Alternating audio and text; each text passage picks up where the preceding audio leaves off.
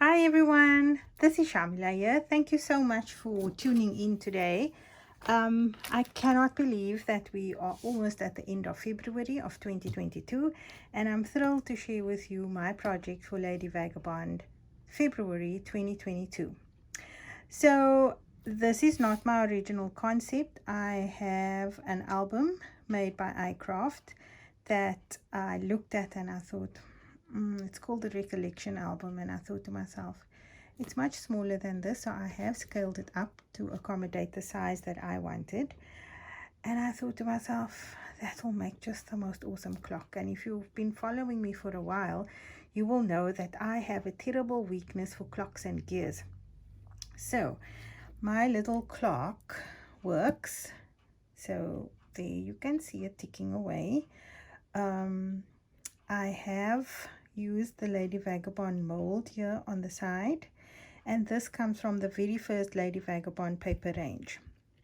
I have painted my edges with gold Allegro paints, and then if you look at the side, you can see I use the Lady Vagabond Lifestyle, one of the background pages. I love that paper. It's really, really cool. So this has been constructed from scratch using chipboard, but you know what? It's just a clock. So we needed to improvise and make it a little bit more special. So in order to do that, we decided to make a mini album as well. So this is what my mini album looks like. I just wanted to keep them in shot. So on the front, I created a little envelope, and let me just see. Here we go. So here we've got, I wanted a clear acetate front, and I was too stingy to cut up the one from the new Lady Vagabond range. So I had this offcut from Sir Vagabond, and I used that. These are the die cuts from Lady Vagabond, and inside here you can store quite a bit of things because it's quite a nice, I just want to see if I can pull this out, a nice deep pocket. It shuts with a magnet, and then I also added just a little closure like this for decorative purposes. I just want to move my clock out of the way, don't want it to fall.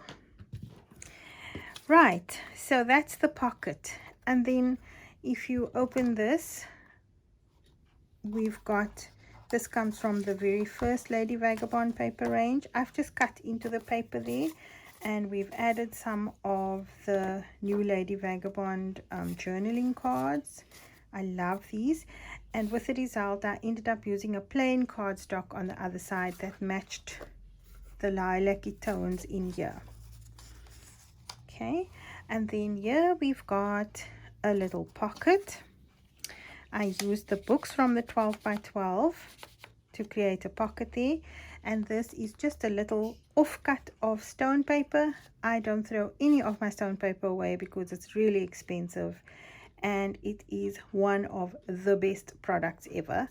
So I used that to create a tab there which opens up, and then I created one of the little gears there to make another tab for that particular flap there.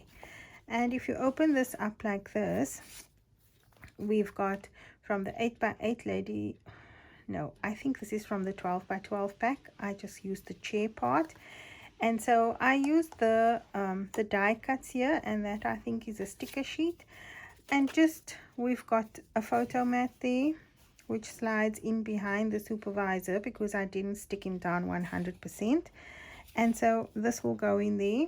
That's also an offcut from one of my papers from the 8 by 8, and then we've got another photo mat here. So here I just created a little composition, added some white markings, so, and you can add more than one photo mat here. This Lady Vagabond has been stuck down partially, and I have backed her up with craft card just to reinforce everything.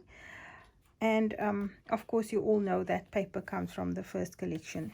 The reason why I use this paper, just to give you an idea of where my brain was going, is there's a hint of lilac in there, and there's quite a lot of purple and lilac in that paper, and that is why we brought that together.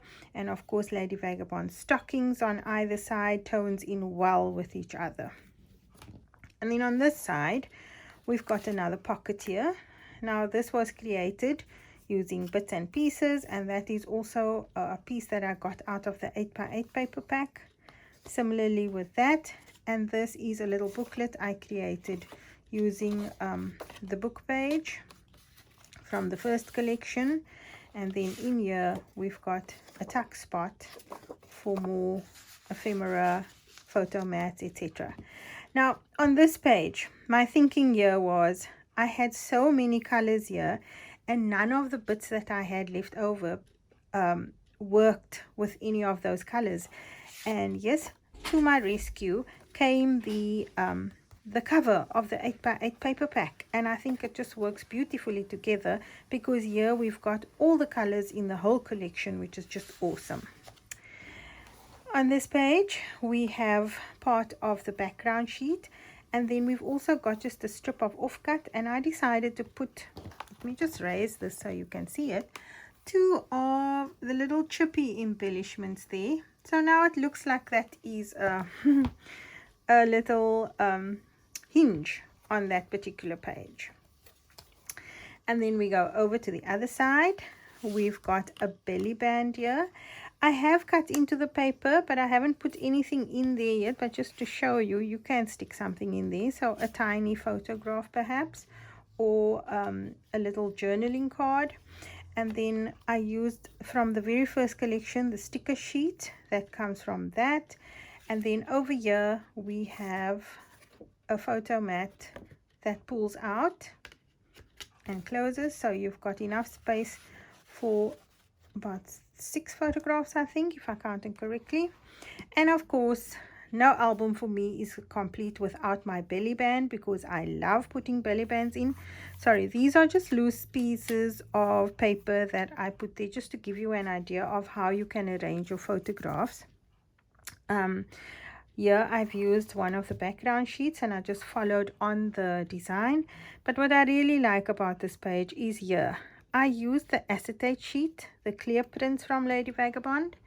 And if I just push this up, you should be able to see it. Now there's a magnet snuggled in between the 2 sheets, because I backed the sheets up back to back. And I actually added it because you cannot score this. This is the most amazing quality of acetate, so you can't score it. And what I did was I made a paper hinge, a cardboard hinge, and I attached both pieces to the cardboard hinge, and that is how that closes. And then to camouflage the magnet, I actually put one of the new die cuts there.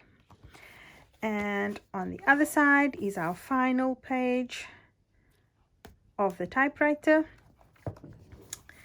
I painted everything here with the gold paint, and there you have it, a lovely album inside of a working clock. So let me just put it back. And so the clock mechanism is inside. You can access the clock mechanism quite easily. You can replace the battery, etc. And yeah, the only thing I'm still going to do is I am going to spray this with clear paint, or use either mixed media glue or something just to seal everything down so that it doesn't get dirty. So I hope you enjoyed this project for February 2022, my Lady Vagabond clock. It's not the first clock I've made, so there may be more. I can't say. It just depends how the ideas come. But that's it from me. Until next time, see you in cyberspace. Bye now.